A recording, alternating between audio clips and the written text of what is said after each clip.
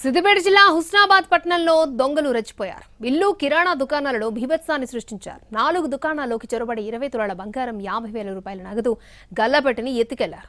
షాపులను ఆనుకుని వెనకాలన్న ఇళ్లలో స్లాబులపైన దుకాణ యజమానులు నిద్రిస్తూ ఉండగా ఈ ఘటన జరిగింది. ఉదయం లేచి చూసేసరికి దొంగతనం జరిగినట్లుగా గుర్తించిన యజమానులు పోలీసులకు సమాచారం అందించారు. ఘటనా స్థలానికి చేరుకున్న పోలీసులు కేసు నమోదు చేసి దర్యాప్తు చేపట్టారు. మొత్తం 6 దుకాణాల్లోకి చొరబడేందుకు యత్నించినట్లుగా గుర్తించారు. సీసీ ఫుటేజ్ ని పరిశీలిస్తున్నారు. దుకాణాల్లో పనిచేసిన బీహార్ కూలీలపై అనుమానాలు ఉన్నట్లుగా యజమానులు తెలిపారు. బంగారు ఆభరణాలు, నగదుతో పాటు విలువైన చీరలు కూడా ఎత్తుకెళ్లినట్లు సమాచారం. వాళ్ళ మీద మాకు చాలా అనుమానం ఉన్నది. వాళ్ళు మాకు ఎన్నడూ ఇంతవరకు అయితే ఎవరు వచ్చిన వాళ్ళు లేరు, పోయిన అది లేదు. మేము ఎప్పుడన్నా మీద పడుకున్నాము, కింద వచ్చిళ్ళు రాత్రి మొత్తం దోసుకపోయిళ్ళు.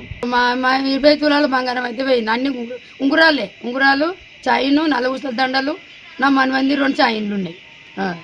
ఇవన్నీ పోయినాయి సార్. మరి ఏదైనా న్యాయాలు చేయాలి. మాకు ఇంట్లో ఒక రూపాయి చూడలేదు, పైసలు లేవు పక్కన.